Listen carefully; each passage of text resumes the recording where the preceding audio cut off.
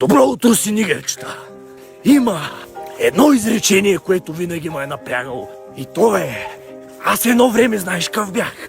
Едно време какво правих? Едно време. Важното е кой си сега, а не кой си бил едно време. За всички тия, които са били нещо едно време, е време да седнат и да си поговорят със себе си. Защото явно са загубили битката. Не трябва да забравяте едно нещо, че мозъка ви е най-бруталното оръжие. Трябва да застанете, да изиграете една партия шах и ти да спечелиш. Работата е там, че трябва да го преинсталираш. Време е да вкараш новия апдейт и да го научиш. Всеки ден повторение е едно и също. Всеки ден една тренировка.